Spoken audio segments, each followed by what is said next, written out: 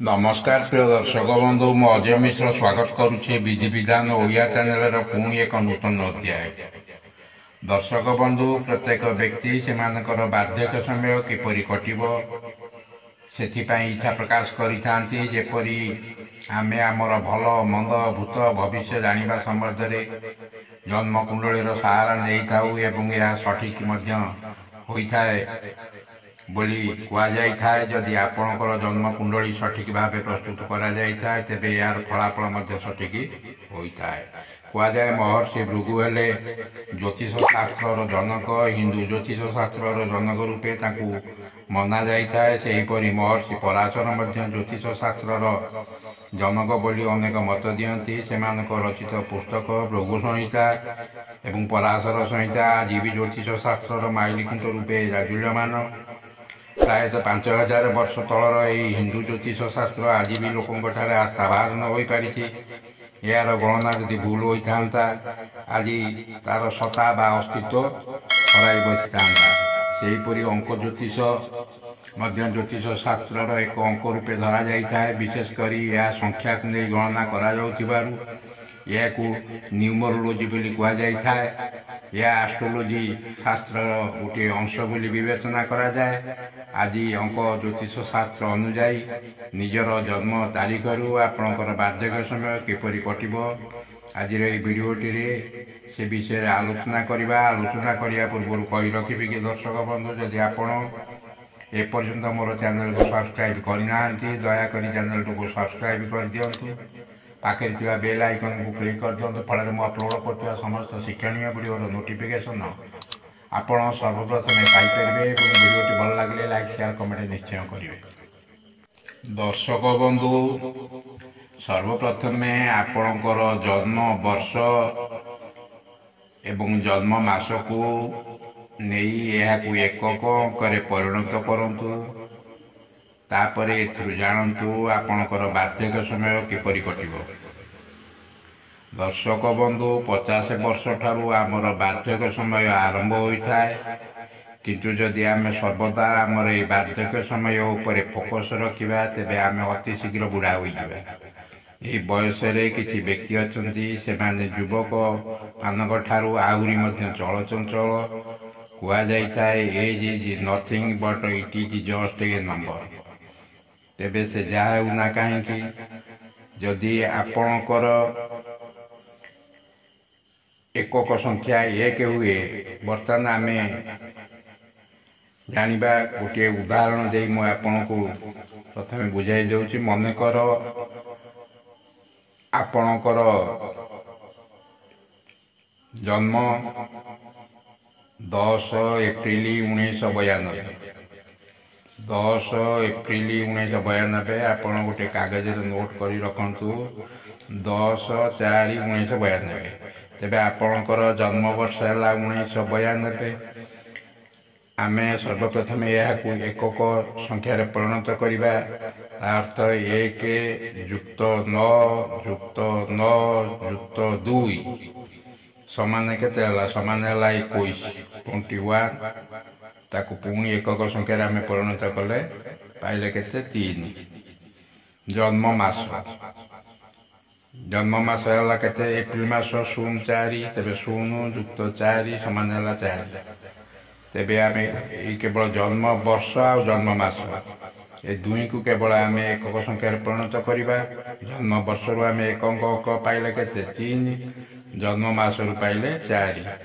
तेबे आमर एकक अंक आसला 7। तेणु आपण यहीपरि आपणकर जन्म तारीख रु आपणकर जन्म वर्ष जन्म मास को नहीं आपण से एकक अंक सर्वप्रथम परिणत करंतु। जदि आपणकर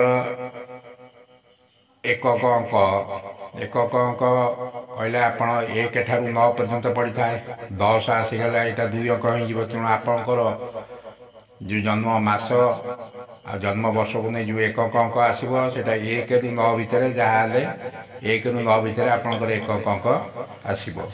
जदि आपणकर एकक संख्या 1 हुए तेबे ये समय विभिन्न स्वेच्छासेवी अनुष्ठान सहित जड़ित रही सामाजिक क्षेत्र में ଲୋକମାନଙ୍କର ସେବା କରିଥାନ୍ତି। ଅନେକ ଅନୁଷ୍ଠାନର ମୁଖ୍ୟ ରୂପେ ରହିବା ପାଇଁ ଆଗ୍ରହ ପ୍ରକାଶ କରିଥାନ୍ତି। ନିଜେ କାହାରି ଉପରେ ବୋଝ ହେବାକୁ ପସନ୍ଦ କରିନଥାନ୍ତି। ଏ ବୟସରେ ପତ୍ନୀଙ୍କ ଠାରୁ ଅଧିକ ସେବା ଶୁଶ୍ରୂଷା ପାଇଥାନ୍ତି। ନିଜର ପିଲାମାନଙ୍କ ଠାରୁ ଅଲଗା ରହିବାକୁ ପସନ୍ଦ କରୁଥିବାରୁ ପୁଅ ବୋଉଙ୍କ ସେବାରୁ ବଞ୍ଚିତ ହୋଇଥାନ୍ତି। ଆଣ୍ଠୁ ଗଣ୍ଠି ଜନିତ ସମସ୍ୟା ଏବଂ ଆଖି ରୋଗରେ ପୀଡ଼ିତ ହୋଇପାରନ୍ତି। ଯଦି ଆପଣଙ୍କର ଏକକ ସଂଖ୍ୟା 2 ହୁଏ, ତେବେ ଏ ବୟସରେ ନିଜର ବାସସ୍ଥାନକୁ ବାରମ୍ବାର ବଦଳାଇଥାନ୍ତି। ଯୁବକ ବା ଯୁବତୀ ସମୟରେ ପ୍ରେମରେ ଧୋକା ଖାଇଥିବାରୁ ଅନେକ ଏ ବୟସରେ ଅବିବାହିତ ରହିଥାନ୍ତି।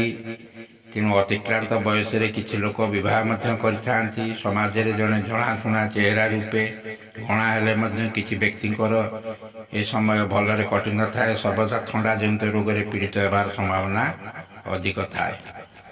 ଯଦି ଆପଣଙ୍କର ଏକକ ଅଙ୍କ 3 ରହୁଥାଏ, ତେବେ ଏ ବ୍ୟକ୍ତି ବିଭିନ୍ନ କଳାରେ ପାରଙ୍ଗମ ହୋଇଥିବା ଦୃଷ୍ଟିରୁ ଯଥା ନାଟକ, ସିନେମାରେ ଅଭିନୟ କରିଥାନ୍ତି ଏବଂ କିଛି ବ୍ୟକ୍ତି ଏ ବୟସରେ ରାଜନୀତିରେ ପ୍ରବେଶ କରି ଯଥେଷ୍ଟ ନାମ କମାଇଥାନ୍ତି, ଯାହା ସେ ଯୁବକ ସମୟରେ କରିପାରିନଥିଲେ। ଏ ବୟସରେ ଏସବୁ କରିବା ପାଇଁ ସକ୍ଷମ ହୋଇଥାନ୍ତି। କିଛି ବ୍ୟକ୍ତି ଧାର୍ମିକ ଏବଂ ଆଧ୍ୟାତ୍ମିକ ଦିଗରେ ମନ ବଳାଇଥାନ୍ତି ଏବଂ ତୀର୍ଥକ୍ଷେତ୍ର ଭ୍ରମଣ କରିବାକୁ ପସନ୍ଦ କରିଥାନ୍ତି।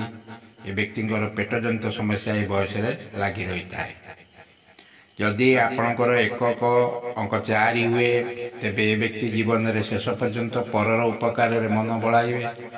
ନିଜ ପକେଟରେ ପଇସାଟିଏ ଥାଉ କିମ୍ବା ନଥାଉ ଅନ୍ୟମାନଙ୍କ ଠାରୁ ଉଦ୍ଧାର କରି ମଧ୍ୟ ଲୋକଙ୍କର ସେବା କରିଥାନ୍ତି। ଏ ବ୍ୟକ୍ତିଙ୍କର ପାରିବାରିକ ସମ୍ପର୍କ ବହୁତ ଖୁସି ଓ ଆନନ୍ଦରେ କଟିଥାଏ।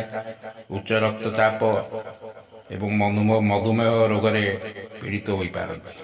ଯଦି ଆପଣଙ୍କର ଏକକ ଅଙ୍କ 5 ରହୁଥାଏ, ତେବେ ଏ ବ୍ୟକ୍ତି ରିଟାୟାର୍ଡ ବା ଅବସର ନେଲା ଗ୍ରହଣ ପରେ ସମାଜରେ ଘଟୁଥିବା ଦୁର୍ନୀତି ଏବଂ ଭ୍ରଷ୍ଟାଚାର ବିରୋଧରେ ସ୍ୱର ଉତ୍ତୋଳନ କରିଥାନ୍ତି। ଆଉ କିଛି ବ୍ୟକ୍ତି ଏ ସମୟରେ ଗାଁରେ ମାମଲତିଗିରି କରି ବିଭିନ୍ନ ଛୋଟ ଛୋଟ ସମସ୍ୟା ସମାଧାନ କରିବାରେ ଅଗ୍ରଣୀ ହୋଇଥାନ୍ତି। ଫଳରେ ଅନେକ ଲୋକଙ୍କର ରୋଷର ଶିକାର ହୋଇଥାନ୍ତି।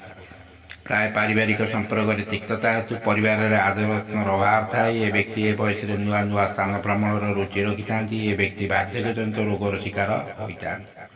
ଯଦି ଆପଣଙ୍କର ଏକକ ଅଙ୍କ 6 ରହିଥାଏ, ତେବେ ଏ ବ୍ୟକ୍ତିଙ୍କର ବୟସ ବଢ଼ିବା ସଙ୍ଗେ ସଙ୍ଗେ ନିଜର ନାମକୁ ଏପରି ଭାବରେ ପ୍ରତିଷ୍ଠିତ କରାଇଥାନ୍ତି, ଯାହାକି ସାରା ବିଶ୍ୱ ଦରବାରରେ ନିଜର ପରିଚୟ ସୃଷ୍ଟି କରିଥାନ୍ତି।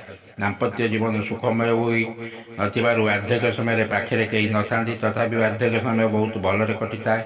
ଯଦି କେହି ବିଶ୍ୱରେ ନାମ କମାଇଲେ ମଧ୍ୟ ଅନ୍ୟ କେହି ନିଜର ଅଞ୍ଚଳରେ ନାମ କମାଇଥାନ୍ତି। ଦାମ୍ପତ୍ୟ ଜୀବନ ସୁଖମୟ ନହେଲେ ମଧ୍ୟ ବାର୍ଦ୍ଧକ୍ୟ ସମୟ ସୁଖମୟ ହୋଇଥାଏ। ଯଦି ଆପଣଙ୍କର ଏକକ ଅଙ୍କ 7 ଆସେ, ତେବେ ଏ ବୟସରେ ସର୍ବଦା ଏକାକୀ ରହିବାକୁ ପସନ୍ଦ କରିଥାନ୍ତି। ଏ ବ୍ୟକ୍ତିଙ୍କ ଉପରେ ନିଜର ଗୁରୁ ଏବଂ ଗୁରୁଜନଙ୍କ ଆଶୀର୍ବାଦ ହେତୁ ଶେଷ ଜୀବନ ବହୁତ ଖୁସିରେ କଟିଥାଏ। ଏ ବୟସରେ ଛୋଟ ଛୋଟ ପିଲାଙ୍କ ପାଇଁ ପାର୍କ କରିବା, ଖେଳ ସ୍କୁଲ କରିବା ବା ଛୋଟ ପିଲାଙ୍କୁ ମାଗଣାରେ ଟ୍ୟୁସନ ଇତ୍ୟାଦିରେ ମନ ବଳାଇଥାନ୍ତି। ଏ ବୟସରେ ନିଜର ପରିବାର ଅପେକ୍ଷା ବାହାର ଲୋକଙ୍କଠାରୁ ଅନେକ ସେବା ଓ ଶୁଶ୍ରୂଷା ପାଇଥାନ୍ତି। ଏ ବୟସରେ ଶ୍ୱାସ ରୋଗରେ ପୀଡ଼ିତ ହେବାର ଯଥେଷ୍ଟ ସମ୍ଭାବନା ଥାଏ। ଯଦି ଆପଣଙ୍କର ଏକକ ଅଙ୍କ 8 ଆସେ, ତେବେ ଏ ବ୍ୟକ୍ତି ଜୀବନର ଶେଷ ପର୍ଯ୍ୟନ୍ତ ଅବସର ନେଇନଥାନ୍ତି। ସର୍ବଦା ନିଜ କର୍ମକୁ ନେଇ ବ୍ୟସ୍ତ ରହିଥାନ୍ତି। ନିଜର ସୁନ୍ଦର କଥା ପାଇଁ ଲୋକମାନଙ୍କର ସର୍ବଦା ପ୍ରିୟ ଭାଜନ ହୋଇପାରିଥାନ୍ତି।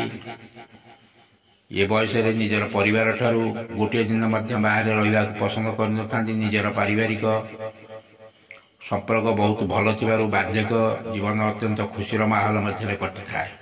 ଯୁବକ ସମୟରେ କୌଣସି ଦୁର୍ଘଟଣାର ସମ୍ମୁଖୀନ ହୋଇଥିଲେ ତାର ପ୍ରଭାବ ଏହି ବାର୍ଦ୍ଧକ୍ୟ ସମୟରେ ପୁନରାୟ ଦେଖାଦେଇଥାଏ।